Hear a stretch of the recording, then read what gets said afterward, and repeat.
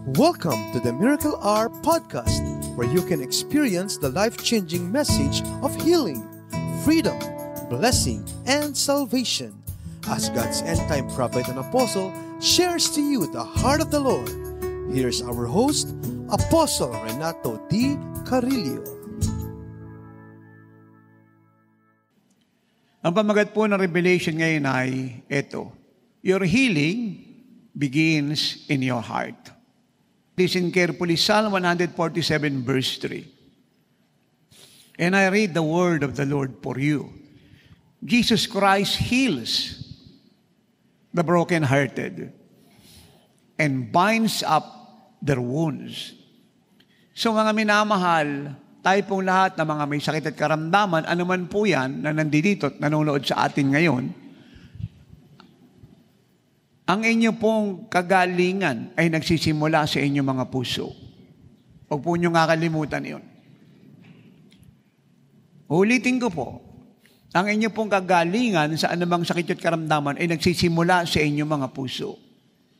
Hindi po sa inyong katawan, hindi po sa inyong ulo, hindi po sa inyong buto, sa inyong bato, sa inyong abdo, lapay, atay, hindi sa inyong bituka. No.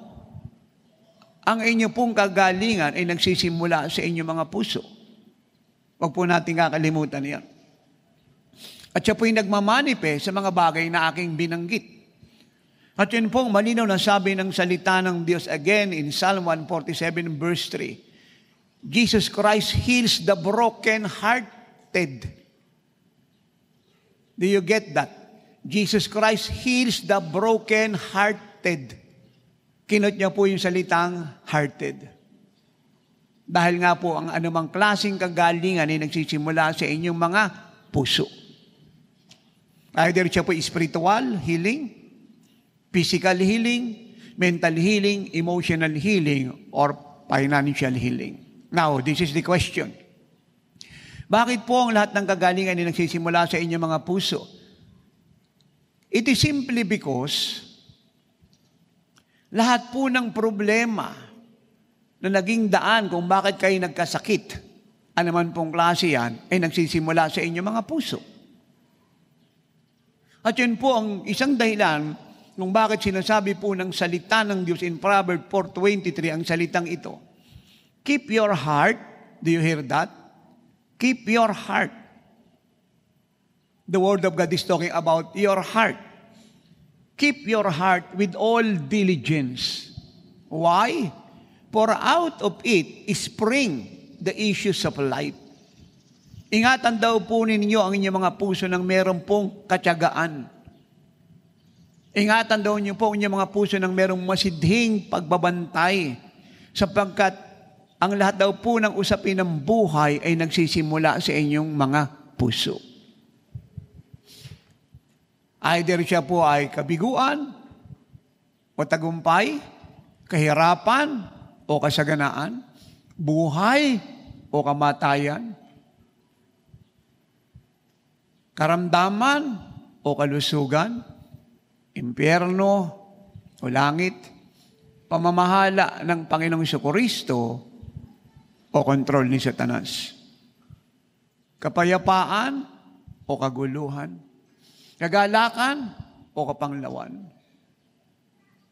Lahat po ng bagay sa inyong buhay ay nakadepende sa kalagayan ng inyong mga puso. At yun po yung binibigyan ng diin ng Panginoong Jesucristo ng napakaraming ulit sa iba't ibang klase ng taong sumusunod sa Kanya. At isa po rito ay makikita natin sa Mark chapter 7, verse 14 to 23. Ang sabi po rito, tinawag niya po ang maraming bilang ng tao sa kanyang sarili. At ang sabi niya sa kanila ay eto, ang sinamang may pakinig ay makinig at umunawa.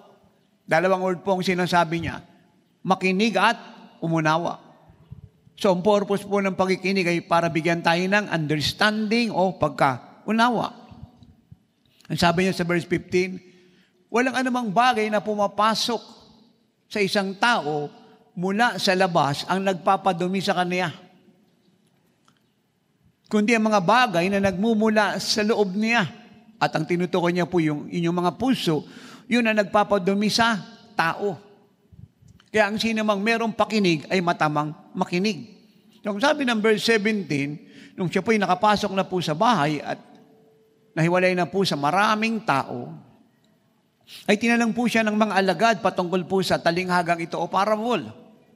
At ito po ang sabi niya sa kanila, wala ba kayong naintindihan?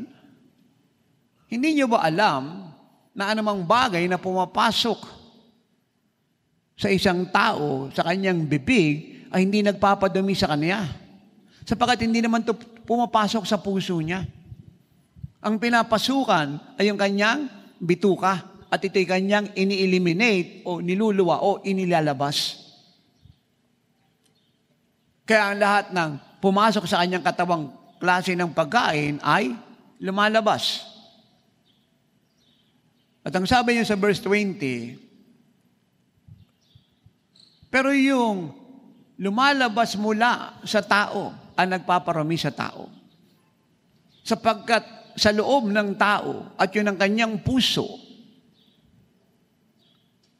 ay lumalabas ang maruruming kaisipan. Pangangalunya, pakikiapid, pagpatay, pagnanakaw, kasakiman,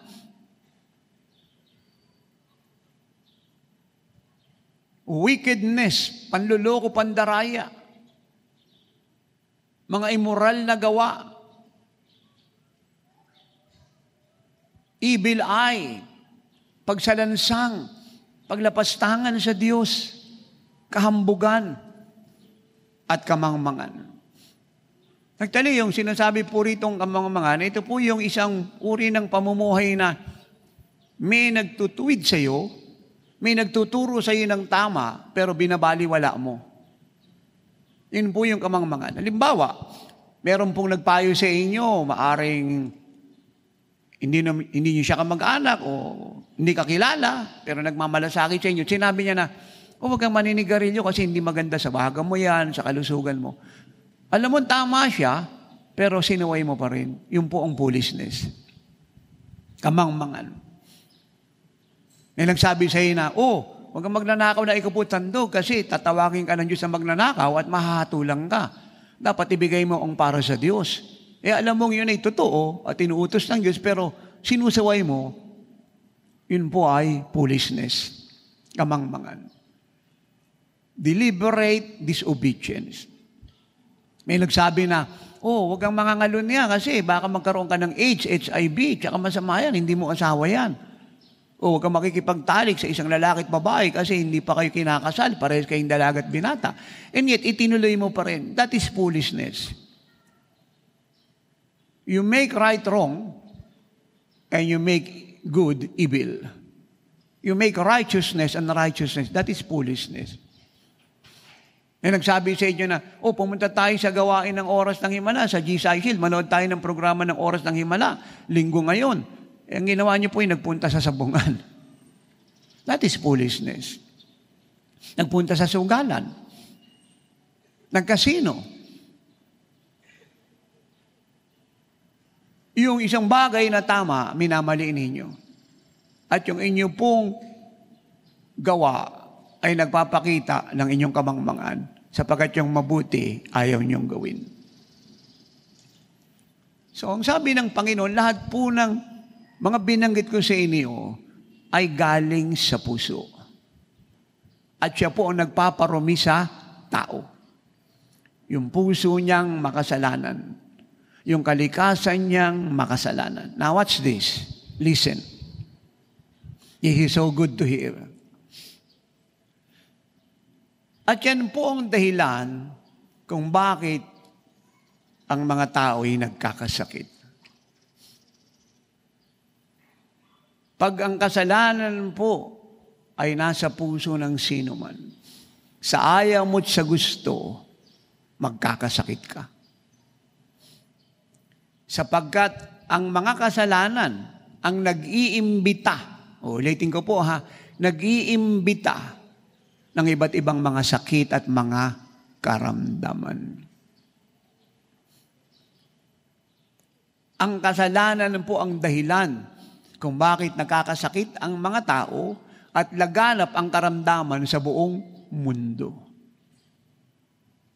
At ito rin po ang dahilan kung bakit marami po ay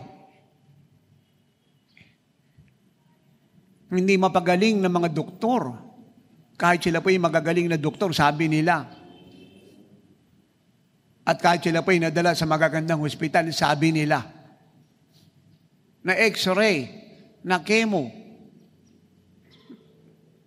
na diagnose, na painom ng gamot, ng antibiotic, hindi pa rin gumagaling. Sapagkat ang usapin po ay kasalanan. At yun po'y batas ng Diyos. Walang sinamang doktor, presidente, hari, emperador, boksingero, politiko, bilyonaryo, China, Russia, European Union, United Nations, WHO, DOH, o anuman pong departamento ng gobyerno, hiri na broad, ang may kakayang baguhin ang batas ng Diyos. Kaya sa akin pong pagtuturo at pangangaral, mga minamahal, mga iniibig, ay palagi ko pong binibigyan ng diin ang salitang sumunod tayo sa Diyos. At yun po ang dahilan kung bakit siya nagbigay ng batas para sa ating kapakanan. Kagaya po ng batas trapiko, nakalagay po ron, no jaywalking. Marami nang nasagasaan dito. Yung pong matigas yung ulo, tumawid pa rin, ayun, nasagasaan patay. So para saan po yung batas na inilagay about no jaywalking? Para sa mga mamamayan upang siya po'y wag mapahamak. Pero nung siya po'y sumuway, siya po ay napahamak. Kaya ang mga utos ng Diyos ay mga batas para sa ating kapakanan, sa ating kalusugan, sa ating kapayapaan, sa ating katahimikan, sa ating kaligtasan, sa ating kasaganan, sa ating tagumpay ng buhay sa gitna po ng krisis ng mundo. At so-called, hindi matapos-tapos daw na COVID-19 at so-called mga variant niya. At ito rin po ang dahilan kung bakit kahit ang buong mundo po ay tinamaan po ng COVID, nagawa po ng diablong ipinasa sa Antikristo, at siya po ay nandoon sa Europa, at siya po yung may control ng lahat ng takbo ng mundo ngayon. Yung sistema, isa lang po siya sa buong mundo. Protocol, quarantine, travel, vaccination, health protocol, isa lang po yung system niya.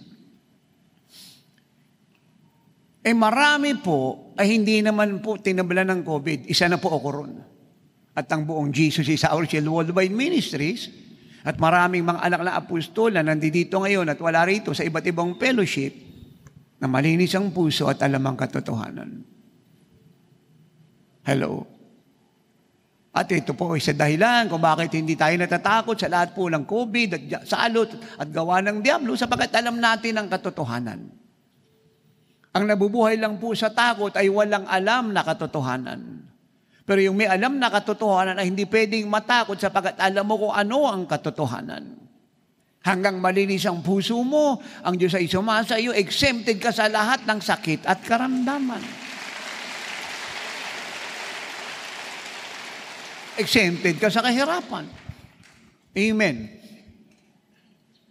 So napakaganda po nitong patotoo. Yan naman po ang katotohanan eh. Dito po sa ating bayan, sa iba't ibang bayan, may mga hospital, at sa ibang kalsada ay may mga bahay doon. Pero yung mga tao puro kahit malapit sa hospital, hindi naman ang hospital.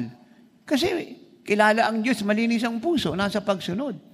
Pero yung mayayaman, nasa malalayong lugar, may pera, kilala, artista, politiko, mga negosyante, may-ari ng barko, eroplano at mga mall ay nagkakasakit.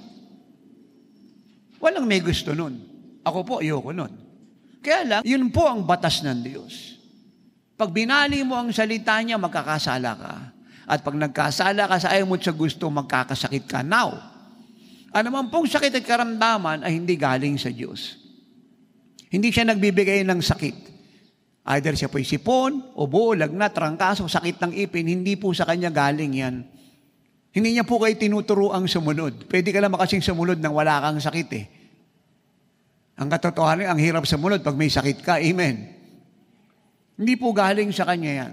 Kaya hindi kayo dapat magpasalamat na kayo nagkakasakit dahil sinusubok ng Diyos yung pananampalataya nyo. Pwede namang masubok ang pananampalataya nyo nang hindi kayo nagkakasakit eh. Kasi ang problema sa marami na nagtuturo ng mali, ayun, nasubok yung pananampalataya daw nila, namatay. Paano pa po ngayon matitest kung may faith sila, ipatay na sila sa sakit nila? So wala pong sakit, maliit o malaki, mahaba o bago, imported o local, ang galing sa Diyos. Wala. Lahat po ito, mga minamahal, hindi lang po sa bayan ng Diyos, ang Bacoor, Cavite, hindi lang ang buong Cavite, hindi lang po ang buong Pilipinas, buong mundo, lahat po ng sakit, huwag niyo po itong kakalimutan, lahat po ng sakit ay galing kay Satanas. Huwag niyo po kakalimutan yan. Kaya napakarami po nagtuturo ng mali na yung COVID daw po ay galing sa Diyos. Hindi po siya galing sa Diyos. Hindi po mamamatay tao ang Diyos. Si Jesus po ay tagapagligtas, hindi mamamatay tao. Si Satanas po ang pinanggalingan ng lahat ng COVID-19, pati mga variant niya ng cancer, ulcer, migraine, leukemia, epilepsy, high blood, pagkabulag, pagkapipi, pagkabaog, at iba pang karamdaman na hindi malunasan ng siyensya at medisina. At siya po'y nakagalaw at nalagyan ng sakit at karamdaman ang bawat isa sapagkat meron po siyang access. Ano po yung access niya? 3 letter lang. S-I-N, sin. So pag walang sin, andiyan dyan si Satan, masasamang espiritu, pati mga demonyo, hindi natin nakikita dahil sila po espiritu. Nandyan lang siya pero wala siyang kakayang lagyan ka ng karamdaman. Sapagkat wala siyang access. Amen. Parang ganito po yan, hindi ba? Sa marami establishment, lalo na po nung unang bugso po ng COVID, hindi ba? Pag walang bakuna, no ride? So ano po yung access mo para makasakay ka? Bakuna. Amen? So pag wala kang bakuna, wala kang access sa anumang transportasyon. Pag wala kang bakuna, wala kang access sa restaurant. Pag wala kang bakuna, nung unang bugso ng COVID, hindi ka pwedeng magtrabaho. Wala kang access sa company, sa pabrika. Pag may bakuna ka, may access ka. So yan pong ibig kong sabihin. Pag walang kasalanan ng puso ng sino man, si Satanas, walang access sa kanya, kaya hindi siya pwedeng magkasakit.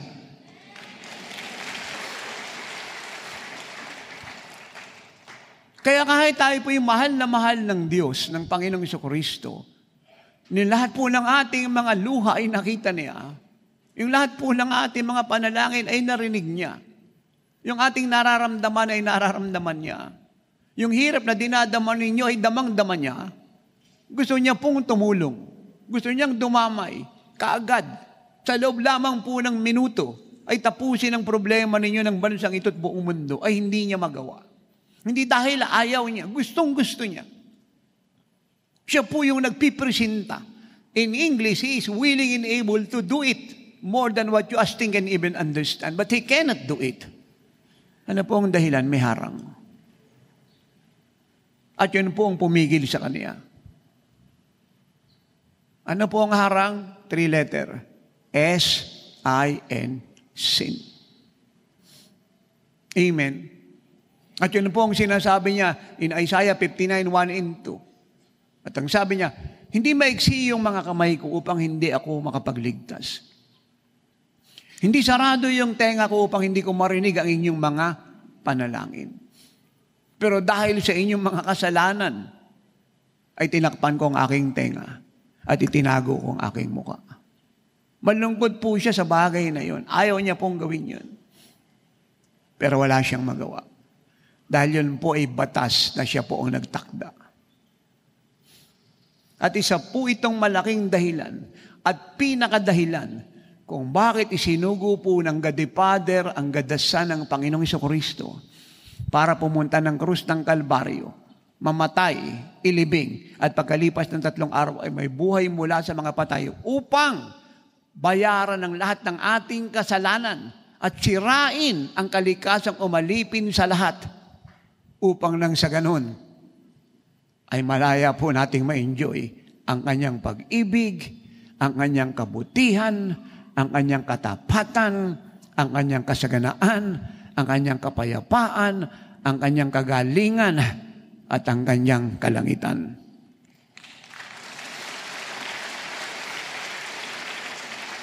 Kaya kung tayo po yung magbabasa ng kasulatan, makikita natin ang bold declaration po ng mga apostol at isang propeta, at yan po ay si Juan Bautista na nagsasabing, tingnan ninyo, siya yung kordero ng Diyos na nag-aalis ng kasalanan ng sangkatauhan.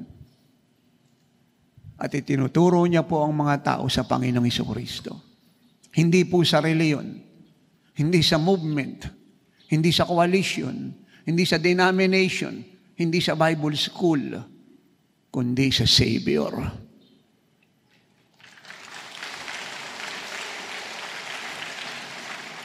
Huwag po nating kakalimutan na yan. Even though hindi ko po sinasabing masama po ang Bible school, hindi ko rin sinasabing masama ang movement, hindi ko rin sinasabing masama ang coalition, hindi ko rin sinasabing masama ang denomination, pero hindi po sila ang magliligtas sa inyong kaluluwa at ang kaluluwa ng bansang ito at buong mundo. Si Kristo lang ang tanging tagapagligtas ng sangkatauhan. At hindi po sila yung unang-unang priority dapat niyong puntahan at ng church sa bansang ito at buong mundo. Si Jesus po ang ating first and eternal priority in life. Huwag po natin kakalimutan yan. At yan po ang reason kung bakit ako nangangaral na itama ng church yung kanyang priority, yung kanyang prerogative. Kasi alam niyo naman po, no? Hindi naman siguro sinasadya ng marami. Nadala po ng marami, mga kababayan natin sa movement, coalition, organization, sa kanilang sekta at kanilang denomination, hindi naman nakarating kay Kristo. Ang kausap dito. Nandiyan po ang dahilan kung bakit marami po mga convert sa mga churches at mga religion. Oo nga, tumanggap sa Panginoon kasi napatanggap ng ministro, ng reliyosong tao, ng obispo, ng bishop, ng pare, ng monsinyor, ng mga pastor. Pero hindi naman totoo nagsuko ng buhay sa Panginoon. Kasi nga, paano magsusuko ng buhay? Hindi naranasan si Kristo kasi nga hindi doon nadala. Pero tingnan niyo po si Pedro. Meron po siyang kapatid, ang pangalan po ay Andrew. Nung maranasan niya po ang Panginoon, sila'y nangangisda sa Tiberias na tinatawag ding Sea of Galilee. Tinawag sila ng Panginoon. Sila po yung unang-unang tinawag ng mga alagad. Yun po ang mga apostol. Nang matagpuan po ni Andrew ang Panginoon, purihin ng Panginoon, pinuntahan niya si Pedro at sabi niya, Pedro, natagpuan ko ang Messiah. So si Pedro po ay naligtas, naging dakilang apostol na bago, sapagkat siya po'y nakarating kay Kristo. Si Andrew, ang kapatid niya, ay dinala siya kay Kristo, hindi sa reliyon, hindi sa patay na tao, hindi sa movement, coalition, Bible, at denomination, kay Kristo.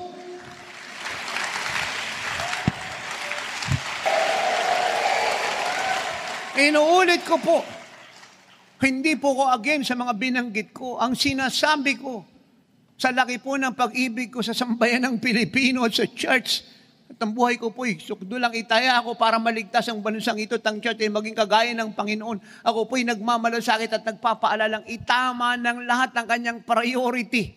Itama ng lahat ng kanyang prerogative. At wag niyang iikot ang tao kung saan-saan, idirekta mo sila kay Kristo lahat.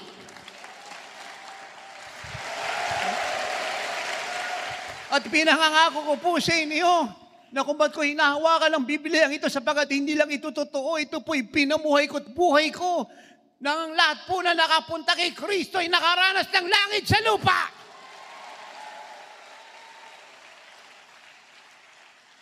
At sa ayot sa gusto ni Satanas, hindi lang po siya nakas out, kundi siya po'y wala ng kakayahan na yung kanyang tiniran ay alipinin pa. At pag-alis po ni Satanas at ng masasamang espiritu, lahat ng sakit na tinapon sa inyong katawan ay dadali niya pabalik sa impyerno.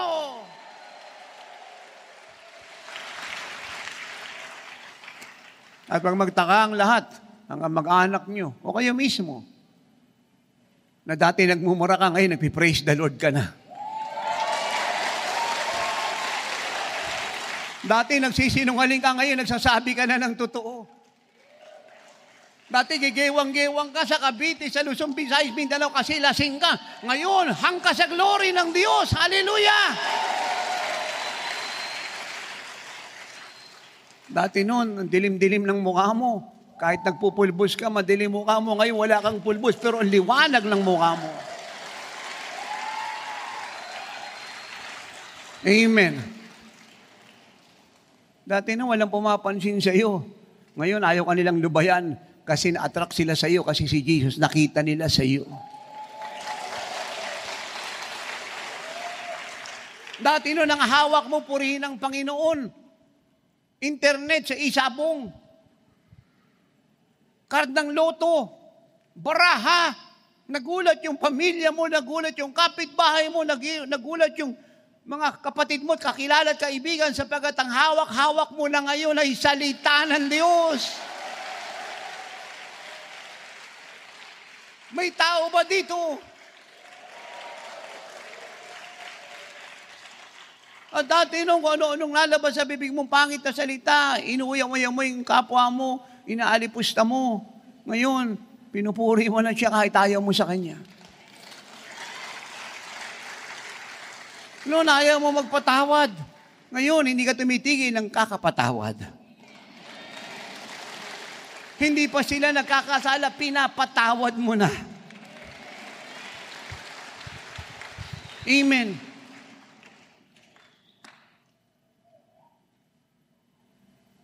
Siya ang kordero ng Diyos, nag-aalis ng kasalanan ng sangkatauhan.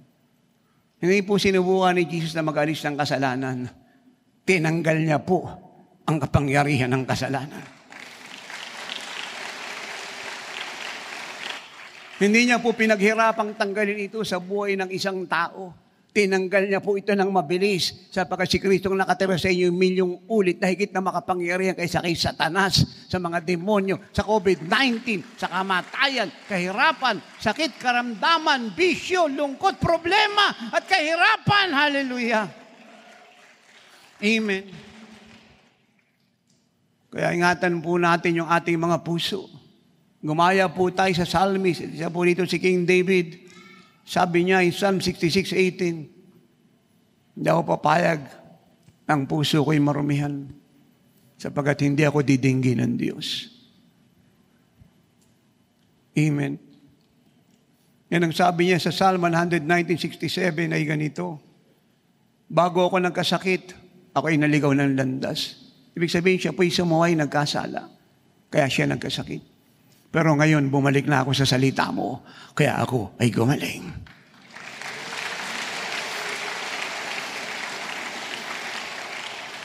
Na nagsabi po ng Kawikaan, 28:13, siya na nagtatakip ng kanyang kasalanan na hindi uunlad o sasagana. Pero sila nagpapahayag nito at tumatalikod dito ay makakasumpo ng awa ng Diyos.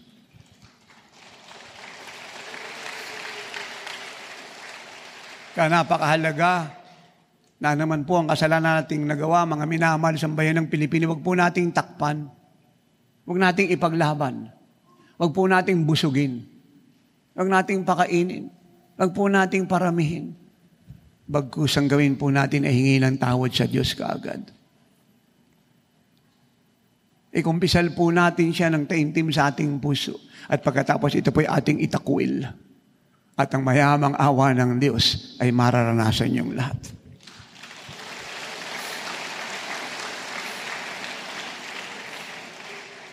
Amen. Meron pong isang istorya sa kasulatan, napakasama po niya. Siya po si Sakeo, galit po ang mga Hudyo sa kanya, sapagkat siya po ay nagpapataw po ng mataas na buwis. Inubos niya po yung pera ng mga kababayan niyang Hudyo sa pamamagitan po ng mataas na interes. At siya po ay naglingkod po sa bansang Roma.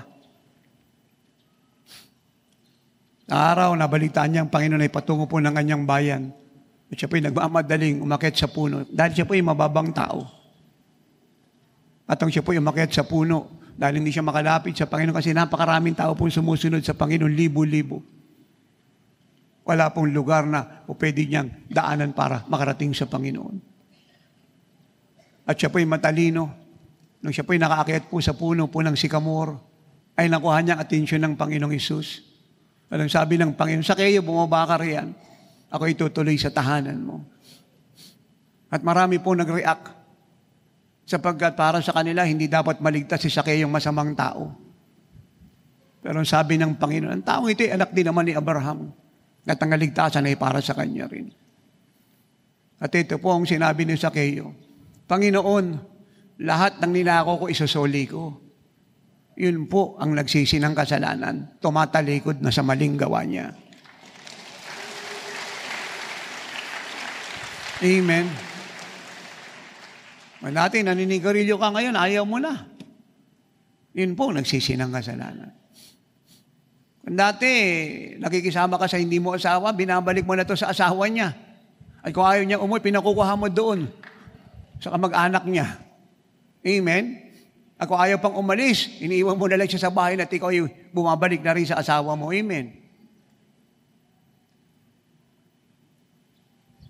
Kung ikaw ay nagda-drugs, ayaw mo na. Tinatakwil mo na siya. Kung dati kang mangkukulam, hindi ka na nangkukulam. Kung dati kang albularyo, nanggagamot ka nang wala kang lisensya mula sa Diyos. Amen? At wala ka namang napapagaling, tinatakwil mo na yun. Kung dati ay fake healer ka, lahat ng healing may puro fake, kaya walang gumagaling. So nagbago ka na. Kung dati tarot reader ka at binabasa mo yung kapalaran ng mga tao para paniwalain silang pag maganda yung lumabas at ito'y alas at ito'y hari trena yung maganda yung kapalaran mo. Pag lumabas po ay numero 2 hanggang siya, may pangit yung kapalaran mo, titigil mo lang siya. Sapagat ang kapalaran ng tao ay wala naman sa bara kundi nasa kamay ni Kristo. Kung nanguhula ka ng walang katotohanan, kay malaki yung bola mo o maliit, mumurahing bato, mamahaling bato, kinulayan ng puti o semi-white, titigil mo lang siya. Kasi ikaw mismo ay nakakaunawang yung hula mo ay hindi accurate. Kasi ikaw mismo manguhula ay hindi mo mahulaan yung kapalaran mo. So, ibig sabihin, ano man yung kasalanan ginagawa mo, hindi mo na siya gagawin. Kung dati noon, nangungutang ka, hindi ka nagbabayad, ngayon nagbabayad ka na. Amen. May tao po ba dito? Kung dati noon, inom ka ng inom ng alak, ngayon, ayaw mo na, puro tubig na lang. Lilinis pa yung bato mo. Gaganda pa yung baga mo. Lalabas pa yung toxic sa mga katawan mo. Amen. Dati noon, ayaw mo pumunta sa bahay ng Diyos. Gusto mo sa sabungan, gusto mo doon sa disco, gusto mo sa casino. Ngayon, tuloy-tuloy ka na sa bahay ng Diyos sa oras ng himala. So, yun po ang nagsisi. At ito po maganda, pag nagsisi po ng kasalanan ng sinaman, ito po maganda. Ang sabi po ng James 5:14-16, meron ba sa inyong may sakit? Ipatawag niya ang matatanda ng iglesia. Na pag sinabi pong matatanda ng iglesia, hindi po ibig sabihin nito na siya po'y kalbo, maputi ang buhok, senior citizen, may rayuma yung tuhod, di makalakad, namamagay mga ugat, mataas yung acid, pagkatapos bloated, tapos may gout. Hindi po yun ang sinasabing elder, kundi mga apostol, propeta, evangelista, pastor, guro. Yun po ang ibig sabihin ng elder. Napagkat ang salita pong pastor sa salitang Grego ay poimen. At ang Grego po ay meron 5 meaning. Patungkol sa salitang poimen, siya po ay may 5 meaning, 5 office, pero isang title. Ang ibig sabihin po ng salitang poimen ay bishop, pastor, elder, overseer, shepherd. So yun po yun. Sabi dito, ipatawag niyo yung mga apostol, mga propeta, mga evangelista, mga pastor at guro. At ipapanalangin nila kayo. Papahirang kayo ng langis sa pangalan ng Panginoong Hesus. Now, watch this. Verse 15. At ang panalangin na puno ng pananampalataya ay papagalingin ang merong sakit. At siya ay ibabangon ng Panginoon. So 2 bagay po ang binanggit dito Una, anointing of oil sa pangalan ng Panginoong Hesus. Ikalawa po ay prayer of faith. At ang may sakit po ay gagaling. At upang ito po ay mangyari, ito po ang sabi. Kung siya ay merong ginawa mga kasalanan, siya ay patatawarin. You see? Kasabay po ng kapatawaran ng kasalanan ay kagalingan ng bawat isa sa inyo na may mga sakit at karamdaman. At ito po yung requirement, at ito po yung tungkulin nating lahat. Confess your trespasses to one another. Confess. Ipahayag mo ang kasalanan mo. Amen? Amen. Kaya pabayaan mong pangunahan ka ng apostol, propeta, ebanghelisto, pastor, guro sa pagsisisi ng kasalanan. Amen. Sa pagsisisi po ng kasalanan, hindi po yung hihingi kayo ng tawad sa akin. Wala akong kakayahang patawarin kasalanan nyo. Si Kristo lang po may kakayahan. Ang trabaho po namin sa Fivefold ay pangunahan lang kayo sa pagsisisi ng kasalanan. Hindi nyo kailangang mangumpisal sa akin ang kasalanan nyo, sa Kanya kayo mangumpisal. Dahil siya po ang Savior nyo. Kami lamang po yung mag-lead sa inyo sa pagsisisi ng kasalanan. Yun po yung tama. At kung bakit ko po siya nabanggit, kasi napakarami po nagtuturo ngayon ng mali. Doon po sila humingi ng tawad sa mga reliyosong tao. Mali po yun. Ba't ka hingi ng tawad sa reliyosong tao? Mayor naman ang Diyos. Dumirekta ka sa Diyos.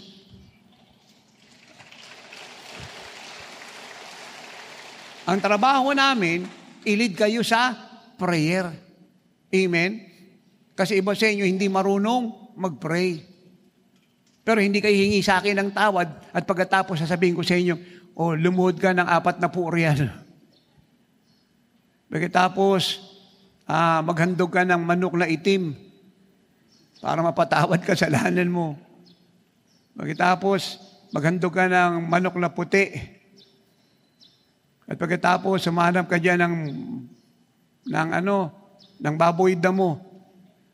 I-roast mo. Tapos, pakain mo sa akin, tanggal na lahat kasalanan mo. Mali po yun.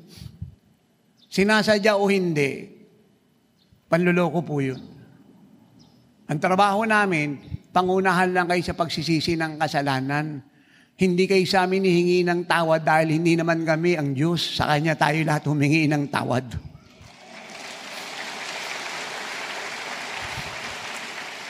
At pag nagkaganon, ipinihayag po natin ang ating mga kasalanan sa bawat isa at kayo po'y naipag-pray ng lingkod ng Diyos. Then, kayo po ay gagaling.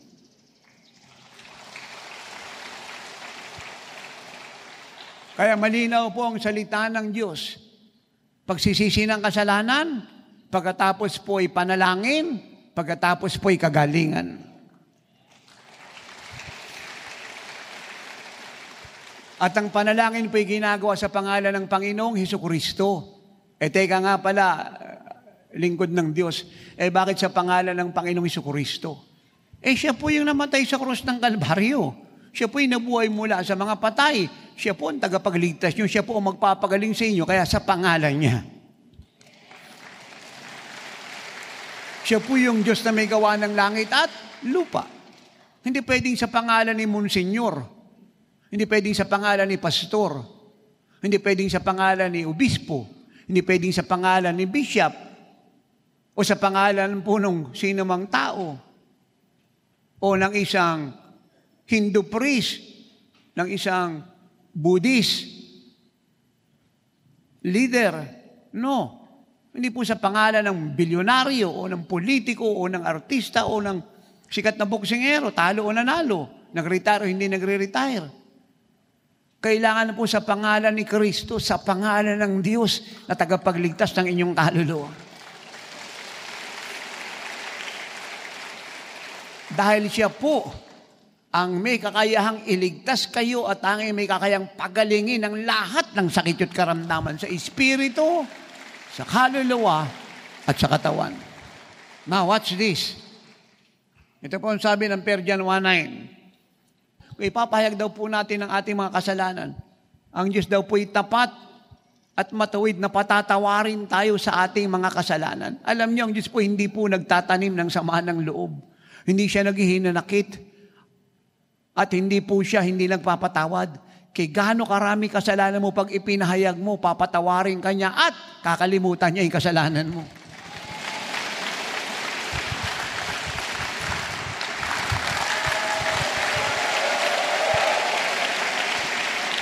Hindi mo na kailangang manalangin po ng 20 Ave Maria at 10 Our Father. Pag humingi ka ng tawad sa Diyos, automatic yung kasalanan mo patatawarin niya. Wala ka lang ipapag-pray pa nga. Hail Mary, full of grace, Our Father, o kung ano pang panalangin yan. Wala ka nang gagawin ganun. Patatawarin niya kaagad kasalanan mo. At sa gusto ni Satan, kahit ang kasalanan mo 100,000, 1,000, 10,000, 1,000,000, pag pinatawad ka niya, wala na siyang naalala. Amen! To forgive us our sins and to cleanse us from all unrighteousness. Lahat po ng kasalanan ay unrighteousness, kalikuan. At linisin daw po tayo rito. Now, question, lingkod ng Diyos, ano ipapanlinis sa ating mga kasalanan? Hindi po sabon. Na may kalamansi. Amen. Hindi po tubig. Kaya lumubog ka pa dyan sa tubig at sumisid ka sa ilalim, pag-ahon mo yung kasalanan mo, nandyan pa rin. Ano ipapanlinis sa kasalanan namin, lingkod ng Diyos? Isa lang po ang pwedeng maghugas. Ang dugo ng Panginoong Hesukristo.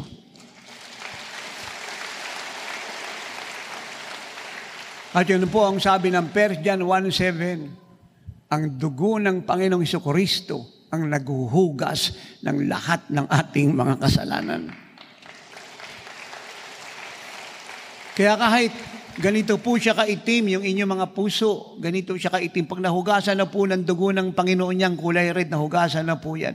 Hindi na po siya itim ngayon, white na po siya. Ulitin natin ha. Ito yung puso ninyo, napakaitim dahil sa kasalanan. Nahugasan ng dugo ng Panginoon. Yan. Pagkatapos po niyang mahugasan, hindi na siya itim. Puti na siya.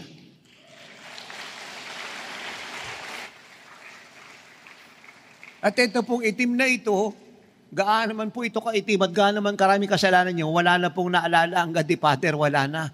Ang nakikita po niya ngayon, kayo po ay anak ng Diyos, bagong nilalang, matuwid, sakdal, ganap.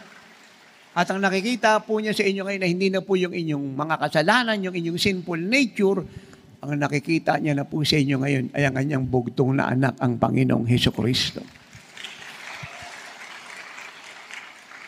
At pwede ka na ngayong manalangin at magsabing, Ama ko, Ama ko. Amen. Pero noon, hindi mo mabanggit yung Ama ko, Ama ko. Hindi dahil ayaw mo, pero may harang ang kasalanan.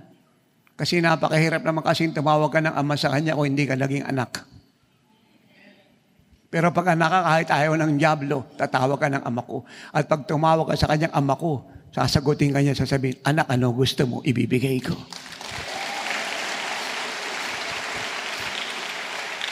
Hindi mo na kinakailangan lumuhod pa ng mahabang luhuran o magpenitensya o maglagay ng abu sa noo o mag-orasyon kada alas 6 ng gabi.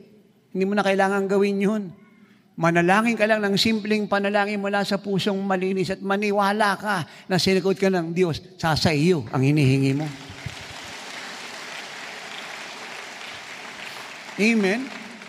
Alala ko nga po si Pedro, siya po ay nalunod po sa dagat.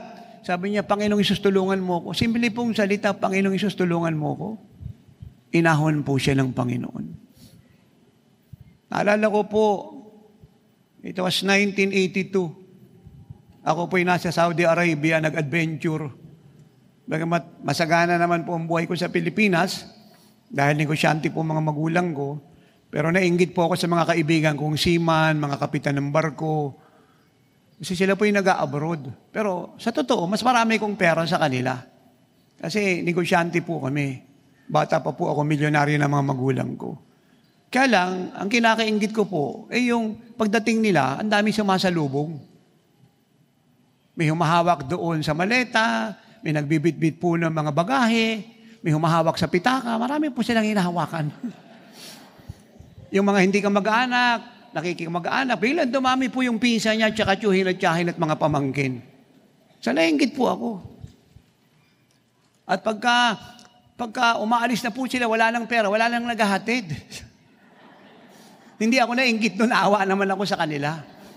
So, yun po yung naging buhay ko ng kabataan ko. I want an adventure of life. Lahat po ng dapat pasukin, hindi pinapasok na marami, pinapasok ko. Hindi ako natatakot. Gusto ko po ng adventure. Either it is an extreme adventure, minsan manganib ang buhay ko, wala pa akong pakialam, but I want an adventure. Kaya sabi ko, pupunta akong Saudi. Ano ba yung pakiramdam ng ihatid? Ano ba yung pakiramdam ng salubungin? Kasi hindi ko nararamdaman eh. So nagpunta po akong Saudi, hindi para magtrabaho, hindi para mag-adventure. At ang bala ko, 3 buwan, uuwi na ako. Para masalubong ako. At maramdaman ko yung nararamdaman nila. At pagbalik, ihatid nila ako o hindi, wala na silang problema kasi hindi naman ako babalik eh. 3 buwan nga lang ako eh. Yan lang po ang problema noon. Doon po sa kumpanyang pinasukan ko, na wala naman ako talagang di sana magtrabaho kasi may-ari nga kami ng negosyo eh. Kaya lang, kailangan ko ng adventure. Nakulong po ako sa isang lagayan po ng mga karne. 10 minutes ka lang doon, matigas ka na eh. Doon po nilalagay yung mga tupa, mga baka, mga ram. Malaki po siyang freezer. Nakulong po ako ron. Kahit magsisigaw ka ron, kahit anong gawin mo, walang makakarinig sa'yo. Napalibutan po ako ng mga meats na to na nakalagay po ron sa malaking freezer. At yun po yung gustong kainin po ng mga Arabo eh. Yung mga tupa, yung mga ram.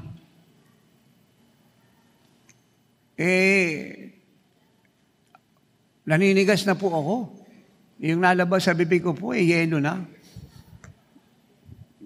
Yung gandang lalaki ko, hindi ko na po madama. Ang nahihipo ko po, yelo. Pero sa understanding ko, kahit may yelo yung mukha ko, pati ilong ko, pogi pa rin ako. So, malalagutan na po ako ng hininga. Sabi ko, Diyos ko, kung nandiyan ka. Hindi ko siya kilala eh. Relyo ko silang ako. Kung nandiyan ka, iligtas mo ako. At pangako, pag naligtas ako, buong buhay ko ibibigay ko sa iyo.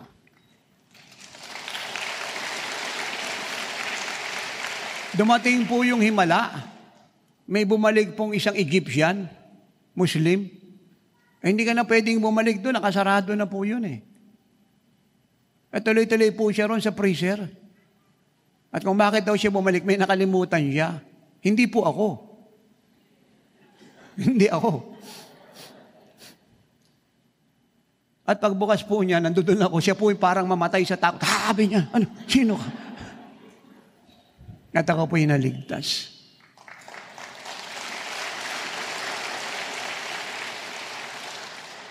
Amen.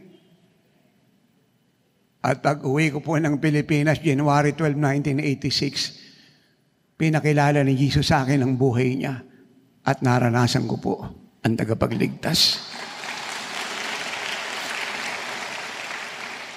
Simpleng panalangin, buong puso.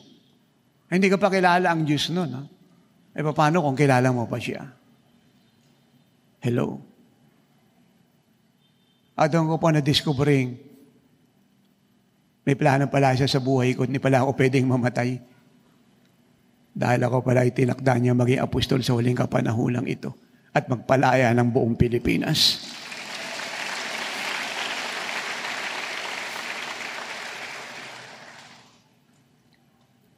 Tumari po yung iba, baka nagagalit sa akin, At sabihin nila, nagyayabang ako. Hindi po ako nagyayabang.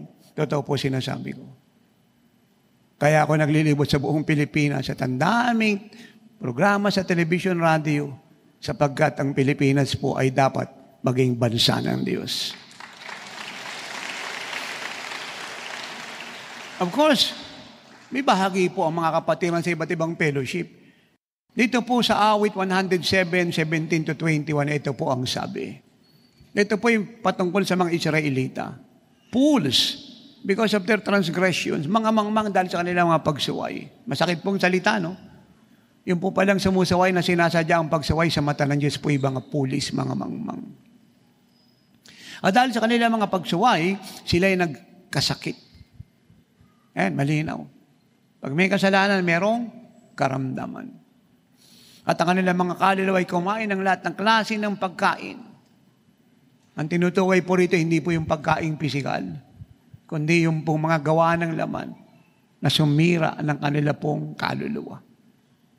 Nagdala sa kanilang puso na maraming kasalanan at nagmanifest ng mga karamdaman sa kanilang mga katawan.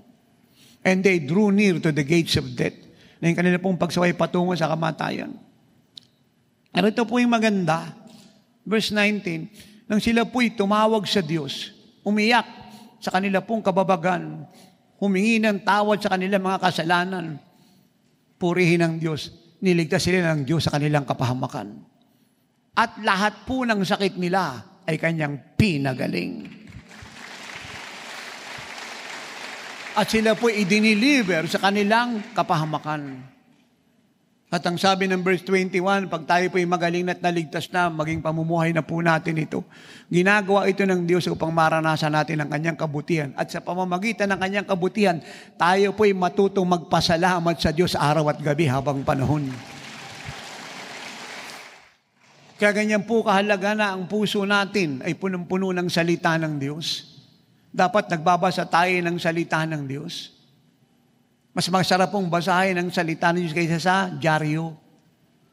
Mas masarap po itong basahin kaysa Reader's Digest. Mas masarap itong basahin kaysa sa mga iba't ibang libro. Hindi ko sinasabing pangit po, yun ang sinasabi ko, mas maganda itong basahin. Sapagat ang salita ng Diyos ay ilaw ng buhay mo, kaligtasan ng kaluluwa mo, kagalingan ng mga katawan mo sa sakit at karamdaman, kasaganaan ng buhay mo, at tatanglaw sa lahat ng tinatapakan mo. The Word of God will become a light into your pit, o a light, o a lamp into your pit, and a light into your path. Amen. Kagaya ngayon, ang mundo po ay nasa dilim. Nag-aalala ang buong mundo. Sa krisis na nagaganap, sa pagtaas ng bilihin, totoo pong nangyayari yun. At marami na po nagpipredict. Even though hindi naman sila mga prophet. Pero sa nangyari, ina-assess po nila na ang great economic collapse ay magaganap. And that is true. Because I hear the Lord saying to me, it will happen. 2011 pa po yun. Yung sinabi niya sa akin. It was 11 years ago. Pero sinasabi ko sa inyo, sambayan ng Pilipino, pag na kay Kristo ka, exempted ka sa lahat ng ito.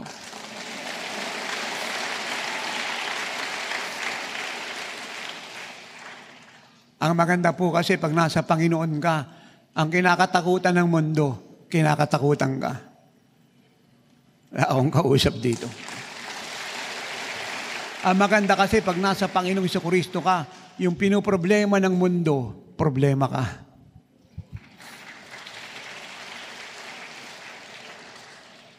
Hello. Alam po ng Lord kung paano ibigay ang supernatural supply sa mga anak na yan. Walang ipag-aalala ang sinamang nasa Panginoon at sumusunod sa utos niya. Ang tanging apektado ng lahat ng krisis ay ang ala kay Kristo at di sumusunod sa salita ng Diyos.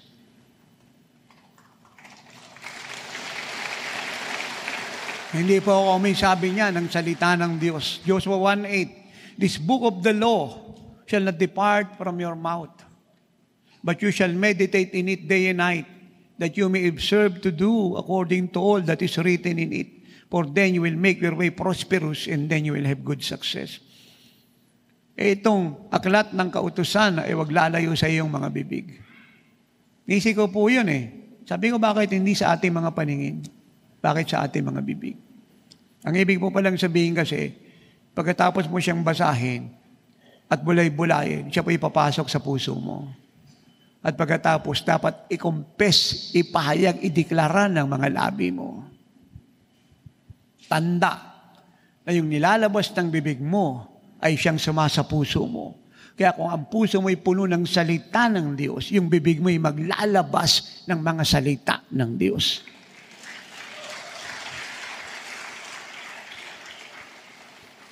Hindi mo pwedeng ideklara, ikumpisal, sabihin yung kahirapan, sakit, karamdaman, kabiguan. No.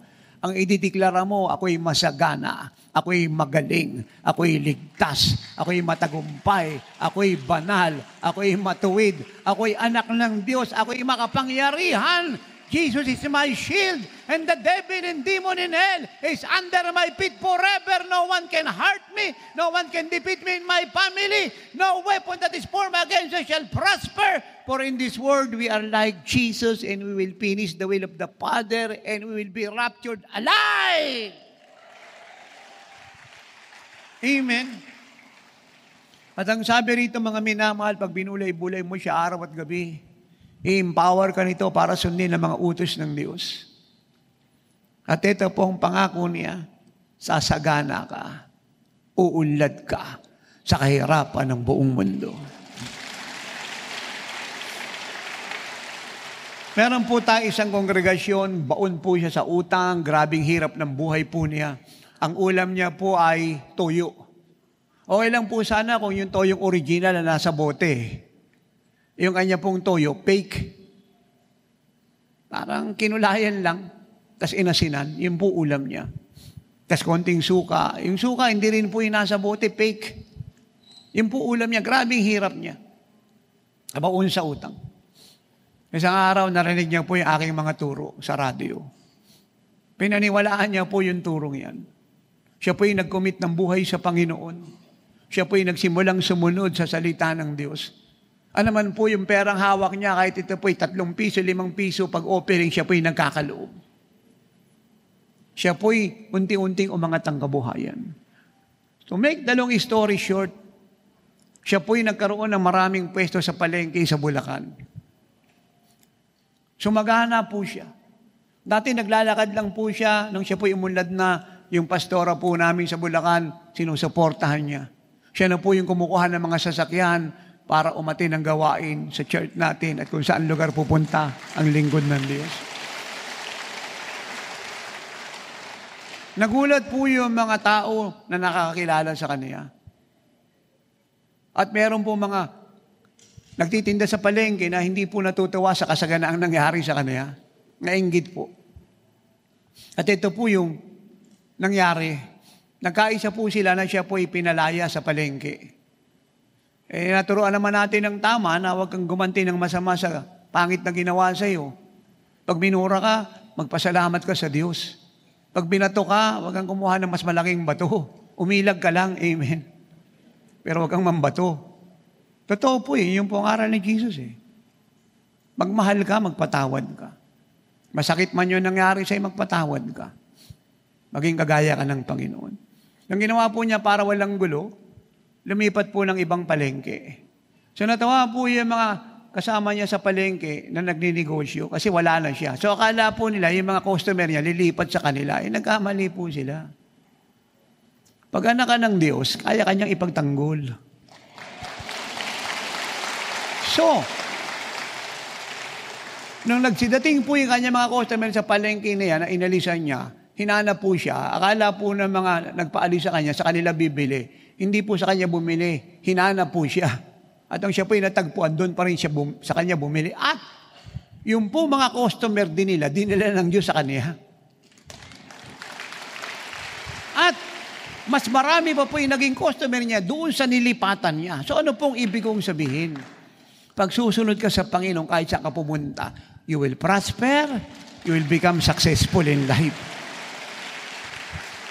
Para pong si Isaac yan Kahit saan po maghukay yung mga tauhan niya.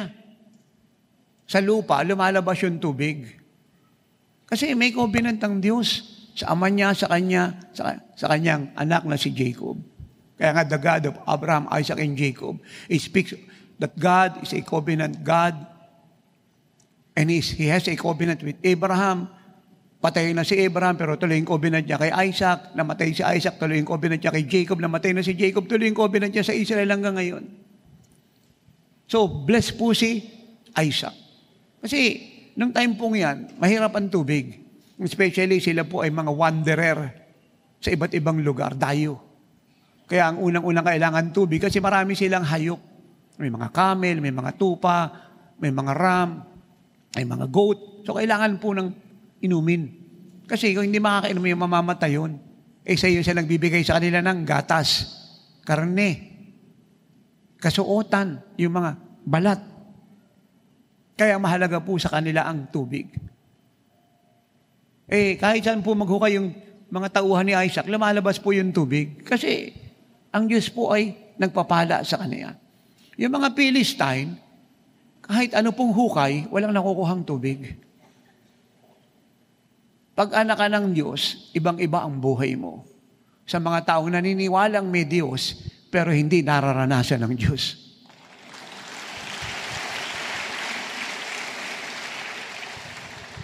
Hello. Ako po, meron akong 3 anak, 3 manugang, 8 apo, 4 na lalaki at 4 na babae. At kahit sa isang asawa habang panahon, period. So,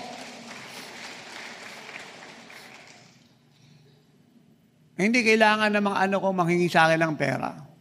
Lahat ng aking kanila. Sabi ko, lahat ng aking kanila. At ano man ang mangyari sa mundo, sisiguruhin ko, protektado ko sila. Tao lang ako, ha? Paano ko ang Diyos pa, ang ama nyo?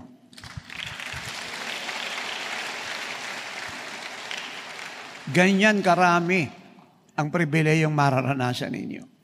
Psalm chapter 1, verse 3. You shall be like a tree planted by the rivers of water that brings forth its fruit in its season, whose leaf also shall not wither, and whatever you does shall prosper. Ito po ay nakakonect sa verse 2 na ang lahat daw po ng mga tao na ang kaaliwan na yung salita ng Diyos, nalulugod po rito. Sabik na ito po ay basahin araw at gabi. Siya raw po ay kagaya raw po ng punong itinabi o itinanim doon sa malapit po roon sa ilog o tubigan.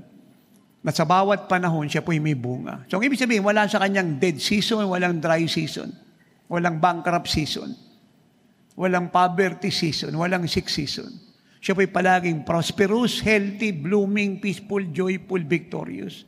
At lahat daw ng kanyang gagawin, meaning to say, ayon sa salita ng Diyos, lahat ay papagtagumpayin ng Diyos. Amen. John 8:51, Jesus said, most assuredly I say to you, if you will keep my word, you shall never see death. Katotohanan ang sinasabi ko sa inyong lahat, pag kayo'y nabuhay sa mga salita ko, hindi kayo mamamatay. Do you believe that? You must believe that. Walang sumampalataya kay Jesus at nabuhay sa salita niya ang mamamatay. Lahat po'y may buhay na walang hanggan. Sige po, ituloy niyo po yung palakpak. At yun po ang kinakatakutan ng lahat ng tao ngayon, ang kamatayan. Kaya napakahalagang maipangaral ang Panginoong Hesus. Ang sinamang na kay Kristo hindi mamamatay sapagkat siya na sumakanila ang kanilang buhay na walang hanggan. Na-promote ka lang. Kagaya ni Abraham. Nung siya po'y wala na sa mundong ito, na-promote lang siya. Saan siya napunta, tatay? Sa langit. Na-promote siya mula sa lupa, tumuloy sa langit. Grabing promotion. Si Paul, si Peter, si John, si James, ang nanay ko, 85 years old po siya nang umuwi sa Diyos. Hindi siya namatay. Mula sa lupa, siya po'y pumunta sa langit. Buhay po yung kanyang kaluluwa. Buhay po ang kanyang espiritu. Siya po'y buhay na buhay. At pag bumaba si Jesus mamaya, tayong lahat ay magbabago ng katawan. Sasalubong sa Kanya. At tayong lahat ay pupunta sa langit. Yun po'y talaga yung ating tahanan habang panahon. Ang kalangitan. Kaya ang solusyon sa kamatayan ay ang Panginoong Jesucristo. Pag na kay Kristo ka, hindi ka natatakot mamatay. Sapagat alam mo, ang may buhay na walang hanggan ay hindi pwedeng mamatay.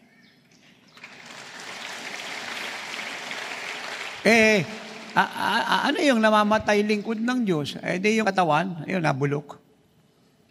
Nilibing, naagnas, at pag wala ka kay Kristo, punta kang impyerno. Yun po yung kamatayang tinutukoy.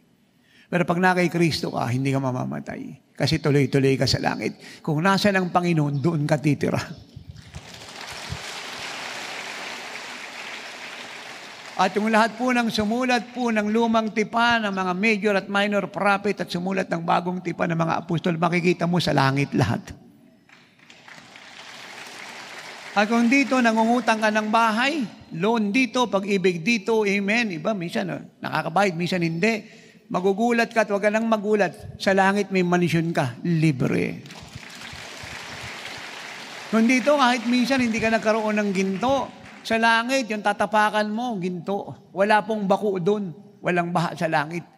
Yung kanya pong kalisada, ginto. Wala akong kausap dito. Dito, nanguhuli ka ng isda. Minsan wala kang nahuli doon, hindi ka manguhuli. Eat all you can karon. May puno ka, walang bunga sa langit. Hindi nawawala ng bunga yung puno. Kain ka lang ng kain. Napakatamis po ng mga prutas doon. Dito yung mga ilog, marurumi sa langit. Yung mga tubig po doon, napakalinis, pwede kang manalamin. So, ganito natin to ilagay.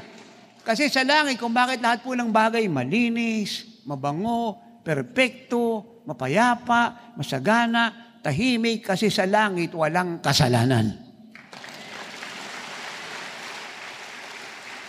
Sa langit po, walang may hika, walang may glukoma, walang may katarata, walang may COVID, wala pong may variant kahit isa.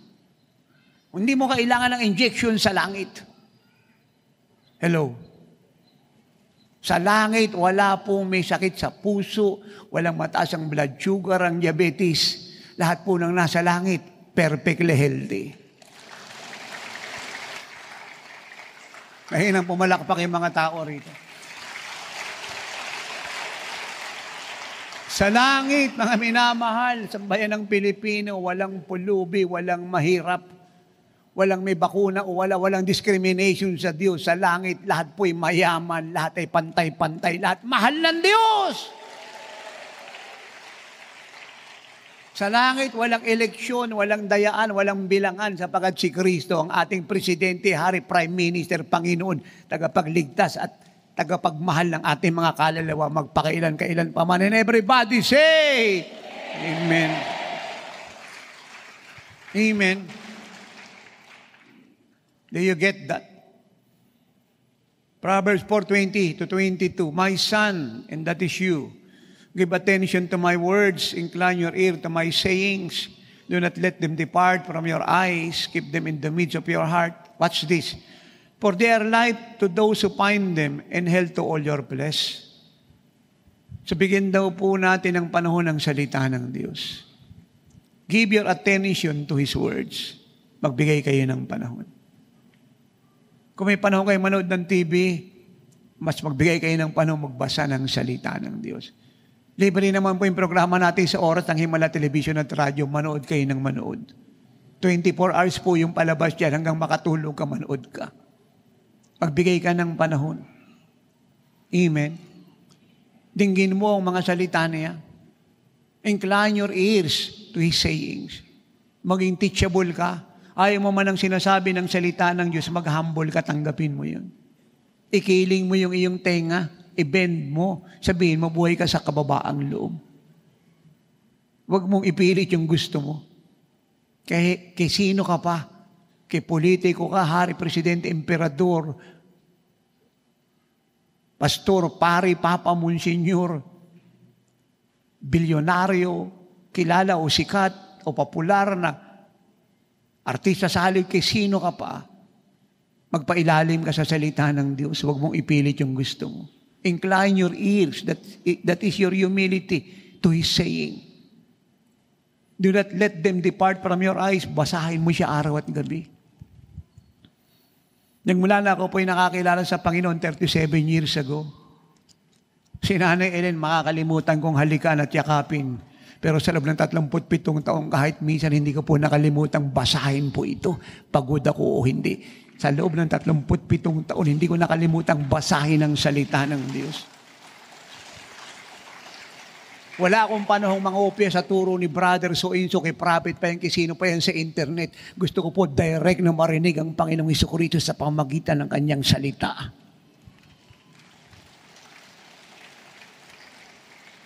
"37 years, hindi ko po ito kinalimutan. Hindi ako pwedeng mabuhay nang wala po ito. Araw-araw, kailangan kainin to ng kaluluwa ko. Hindi ako nagpapaliwanag na puyat ako, pagod ako. Ang mahalaga sa akin, araw-araw, ay pakainin ng kaluluwa ko ng salita ng Diyos. At sa loob ng 37 taong, kahit minsan hindi pa ako napasok sa ospital. At wala akong balak pumasok ng ospital. Wala akong kausap dito. Salamat sa maraming mga doktor na nagsasabing sila po espesyalista, sabi lang nila yon. Pero isa lang ang doktor na espesyalista at kilala ko at kailangan ko sa buhay ko. Ang pangalan niya ay Jesus Christ. Salamat sa lahat ng gamot, mabuti po yun. Pero mas magandang gamot ang salita ng Diyos. Salamat sa lahat ng vitamina. Ito po ang pinaka-the best na vitamina. Ito po ay more than organic. It is a life-saving word.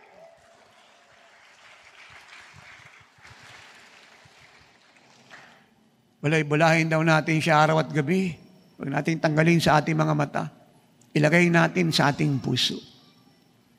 Kaya pag ito po'y binigyan natin ng atensyon, nagpakumbaba tayo sa salita ng Diyos, nagpailalim tayo sa kanyang sinasabi, ito po'y matitimo sa, hindi natin ito iniwalay sa ating mga mata, tsak ito po'y papasok sa ating mga puso.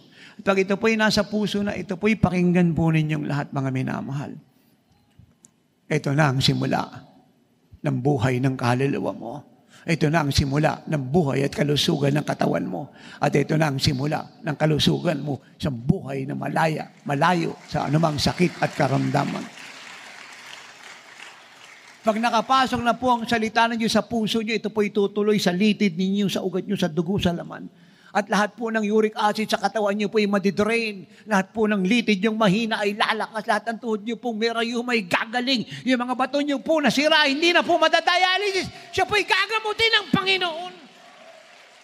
Yung lahat po ng bakterya sa katawan niyo ay tatanggalin ng salita ng Diyos. At ang inyo pong mga atay na may hepa A and B ay gagawin niya pong hindi fatty liver, but perfect healthy liver. Yung inyong mga UTI po'y tatanggalin niya. Amen. At yan po nangyayari sa napakaraming mga tao na walang sawang nanonood ng oras ng himala, nakikinig araw at gabi. Napakaraming karamdaman biglang gumagaling. Hindi po ako nagtataka dahil yun po ang pangako ng salita ng Diyos. Kagaya lang po na nakalipas na Wednesday, tayo po'y galing sa Antipolo. Dami pong gumaling. Iba't ibang karamdaman. At meron pong magkapatid, galing sila sa San Ildefonso, Bulacan. Maaga pa po umalis ng Bulacan, pumunta ng Antipolo. At sila po'y nag-testify. Yung kanya pong kapatid na lalaki po'y na-diagnose na may cancer sa ilong. Sangayon po sa kanyang kapatid na babae, sa loob ng 6 na buwan, hindi po ito makakakilos, hirap tumayo, lumakad ng maayos. At ang malungkot po rito, yung cancer niya po sa ilong lumipat sa lalamunan. At nung ito po'y lumipat sa lalamunan niya, ito po'y namaga at nagkaroon ng malaking bukol. Nadagdagan pa po. Cancer sa ilong, tumuloy sa lalamunan, nagkaroon ng malaking bukol. At pagkatapos po nito, lumipat sa dibdib at nagkaroon siya ng malaking bukol. Pagkatapos lumipat sa atay, so yung buong katawan niya po ay pinuno na po ng cancer. Wala na po itong pag-asa. Purihin ang Diyos. Napanood niyo po tayo sa oras ng himala sa television. Nanood si Kuya.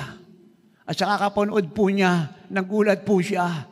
Nagulat yung doktor sapagkat yung bukol niya po sa ilong, yung bukol niya sa lalamunan, yung bukol niya po sa dibdib, at yung kanya pong bukol sa atay, lahat po'y nawala. Pinagaling ni Jesus. At sa amin pong harapan, galing pong Bulacan, si Kuya, cancer-free! At siya po'y magaling na magaling. Pag nakapasok na po ang salita ng Diyos sa katawan natin, kahit anong edad mo, lalakas ka. Kaya nga i-confess po natin na yung mga salita niya sa mga sugat niya, magaling na tayo.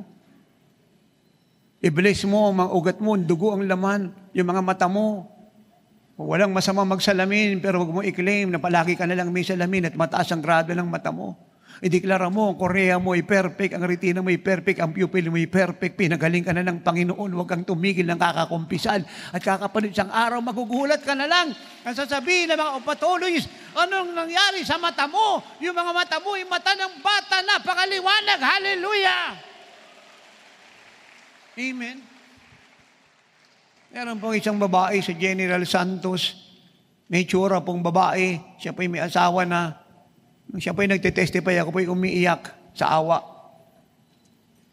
Sabi ng doktor na nag-check sa kanya, pag siya po'y nanganak, siya po'y mabubulag. Alam nyo, ito pong masasabi ko, totoo man po ang finding ng doktor o hindi totoo, wag nating paniwalaan po yun. Kasi kung ano yung pinaniniwalaan mo nangyayari sa iyo. Totoo man po yun, wag kang sumang-ayon. Pag sinabi ng doktor na mabubulag ka pag nanganak ka, ang sagot mo, hindi ako pwedeng mabulag, kasama ko ang Diyos. Pag po tayong sumang-ayon doon, kasi pag sumasang-ayon tayo sa negative, nagiging stronghold po yun at napapagtibay sa inyong mga buhay. So, siya po'y nanganak. Pagkatapos niya pong manganak, siya po'y bulag. Tinanong ko po si Nanay Ellen kung bakit siya ganun, anong masasabi ni nanay? Sabi ni nanay pa, hindi siya nabulag sa panganganak. Pinaniwalaan niyang sinabi ng doktor. Hindi niya po nakarga yung kanyang anak magmula ng maisilang. Hindi niya nakita. Maring kinarga, binigay ng asawa niya, pero yung makita yung baby niya, hindi niya nakita. Dahil pagkatapos siya manganak, siya po'y nabulag. 3 taon, ala siyang paningin. Buti na lang, may nananalangin, pumunta ako ng Mindanao, at sinagot sila ng Diyos, ako po'y nakarating at siya po ay nakakita.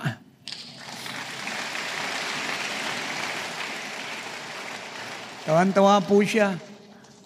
Ang kanya pong anak ay mahalikan niya na, makakarga niya na. Sapagkat ang mga mata niya hindi mapagaling na mga so-called espesyalista sa mga mata ay pinagaling ng dakilang manggagamot na siyang espesyalista sa lahat, ang Panginoong Hesukristo.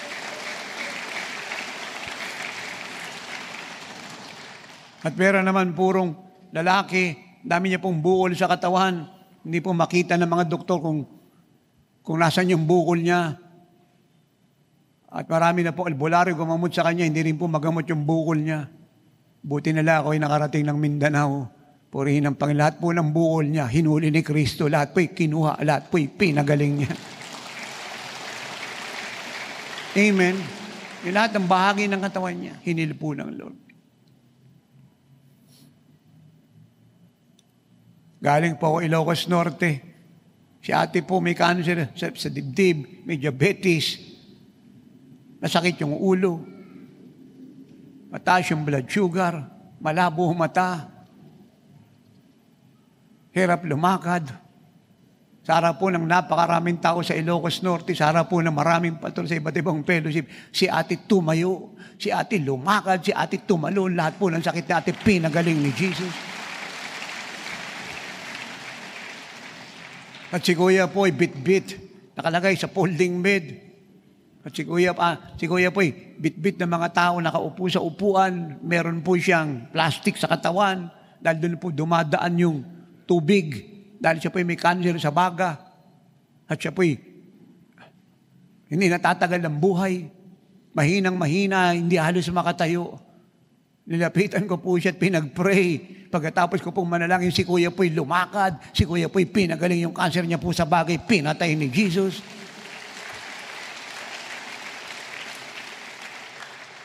Sa akin po ba kayo nakatingin?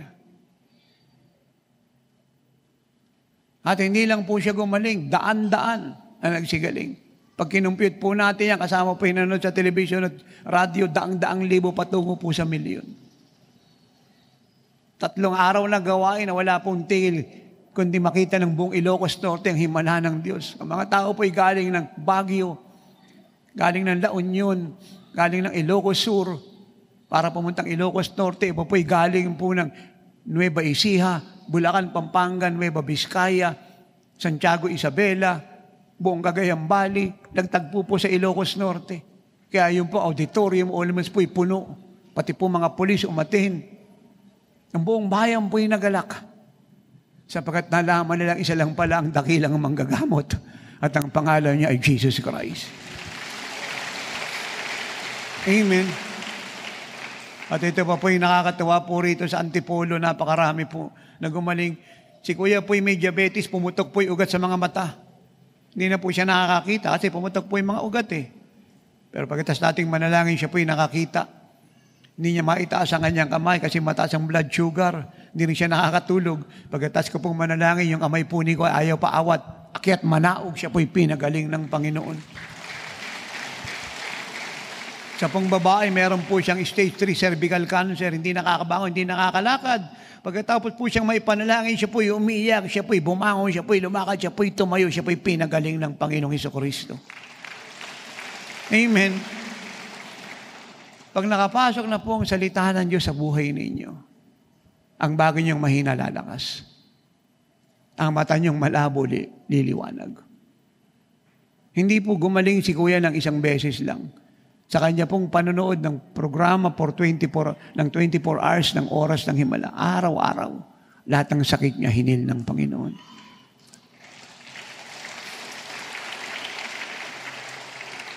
Bawat salitang pinapanood niya, pumapasok sa puso niya at namumunga ng kalusugan sa kanyang buong katawan. Hindi po masama magpa-doktor, hindi masama magpa-check up, hindi masamang uminom ng gamot. Mas lalong hindi masama na paniwala ng salita ng Diyos ay makapangyarihan.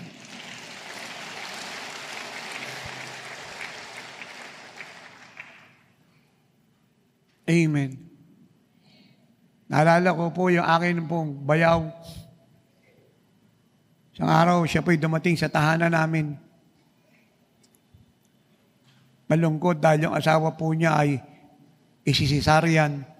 Dahil yung kanila pong unang anak ay baligtad po yung ulo. Dapat isisaryan.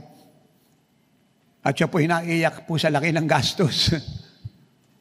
Dahil wala naman po siyang pambayad. At pinaabot niya po kay Nanay Ellen. Nung time pong yan, wala pa po siya sa Panginoon. Nung time pong yun, ako po'y katatapos lang mag-pray.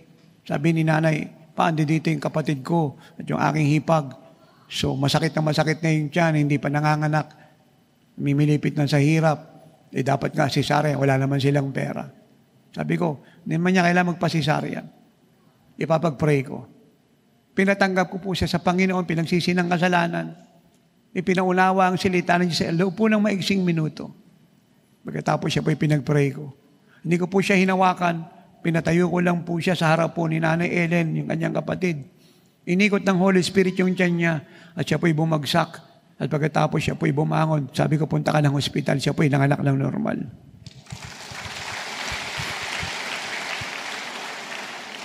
At ngayon po'y nasa Cinema 21, meron pong kumantang isang youth, 18 taong gulang.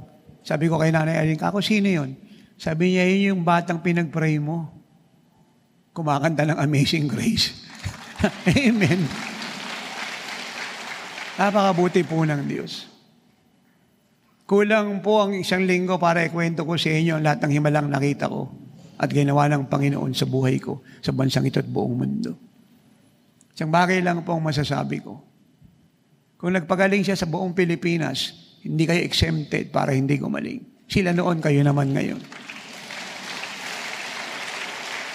Ang kailangan niyo lang po ay sundin ang salitang pinangaral ko sa inyo. Hindi ko po siya salita. Ang tanging may kapangyarihang salita ay ang salita ng Diyos. Masigit siyang makapangyarihan kaysa salita ng sinamang pong presidente ng buong mundo, ng sinamang hari, emperador at prime minister, ng sinamang pong hurado ng Korte Suprema o general o isang bilyonaryo o reporter. Higit pong makapangyarihan ng salita ng Diyos kaysa sinasabi po ng Papa sa Roma. At sino pang papang mga matay na, pati po yung papang nabubuhay ngayon. Lilipas ang lahat ng bagay sa mundong ito, mga minamahal. Pero ang salita ng Diyos ay mananatili magpakailanman. At dito na po ako titigil at ang dalangin ko ay itatakto ng Holy Spirit sa inyong buong katauhan. Hebrew 4:12, at ito po ang sabi ng salita ng Diyos. For the word of God is living and powerful,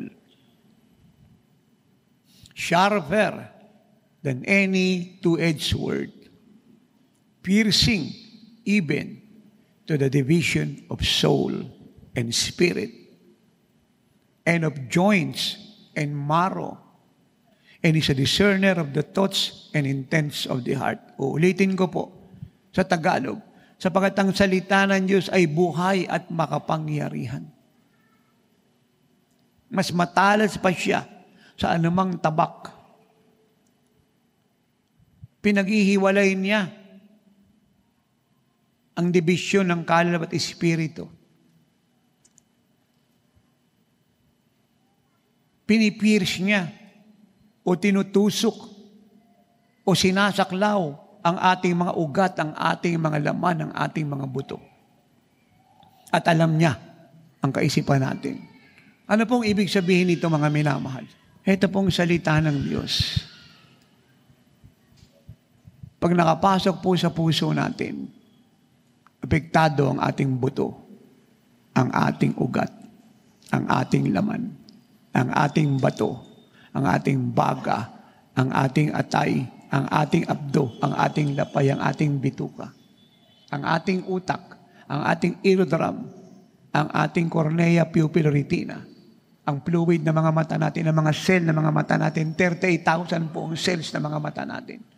Lahat po ay apektado ng salita ng Diyos. At pag ang salita ng Diyos ay naghahari na po sa ating mga buhay, dahil si Kristo po ay dumating na sa atin at siya po ay nagkaroon na ng kapamahalaan bilang Panginoon ng buhay natin. Lahat ng karamdaman mo mula ulo hanggang talampakan ay mawawala. Ang buto mong mahina ay lalakas. Ang litid mong mahina kahit matanda ka na ay lulusog. Ang mga bato mong may infection ay lilinis. So to make the long story short, lahat ng bakterya, mikrobyo, germ sa katawan mo ay mawawala lahat.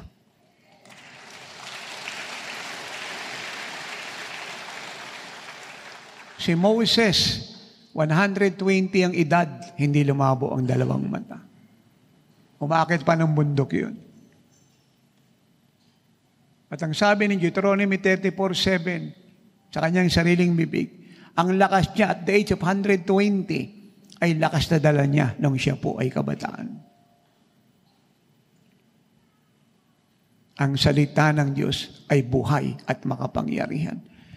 Pag nakapasok na ang salita ng Diyos sa inyong buong pagkatao, lahat ng patay sa katawan ninyo ay mabubuhay. Akin po kayo tumingin. Pag nakapasok na po ang salita ng Diyos sa katawan ninyo, lahat ng sira ay mabubuo. Pag nakapasok na ang salita ng Diyos sa inyo pong buong pagkatao, lahat ng mahina sa katawan nyo ay lulusog. At kung meron pong tinanggal ang mga doktor sa inyong katawan, siya po'y ibabalik ng Diyos. Pag nakapasok na po ang salita ng Diyos sa inyong espiritu, kaluluwa, katawan, espiritu, kaluluwa, lahat ng bahagi ng inyong katawan, loob at labas, lahat po ay lulusog. Kahit may edad ka na, ay magmumukhang bata ka. At kung ikaw ay bata, lalo kang magmumukhang batang-bata. Ang salita ng Diyos ay buhay at makapangyarihan. Sobra ang kapangyarihan ng salita ng Diyos para pagalingin ang lahat ng inyong sakit at karamdaman sa espiritu, kaluluwa at katawan. Ang salita ng Diyos ay buhay at makapangyarihan.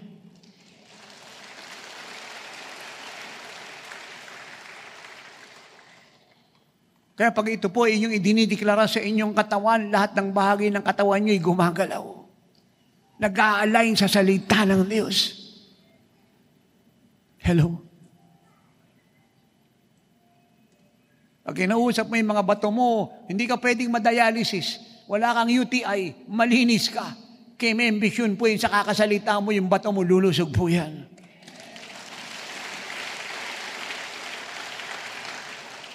Amen. Si Kristo at ang salita niya ay hindi pwedeng paghiwalayin. Kaya pag pumasok na ang Panginoon sa puso niyo, papasukin niyo ng gusto ang salita niya sa buhay niyo. At inyo na ang buhay na walang hanggan. Inyo na ang kalusugan mula ulo hanggang talampakan. Inyo na ang kapayapaan sa magulong mundo. Inyo na ang kagalakan sa lumuluhang sanlibutan. Inyo na ang kasaganan sa kahirapan ng sangkatauhan. At inyo na ang langit dito sa lupa. Hallelujah! Thanks for listening to Miracle Hour Podcast. If you are blessed with our program and want to know more about the Lord, like us on our Facebook page at www.facebook.com/JIOSWM and subscribe to Jesus is Our Shield Worldwide Ministries YouTube channel. Our time is running out. Jesus is coming any moment. Apostle Renato D. Carrillo is mandated by God to bring the church to its full potential and to live like Jesus. Have a part in this end-time move of God. Pray, fast, and give to the work of the Lord. To God be all the glory.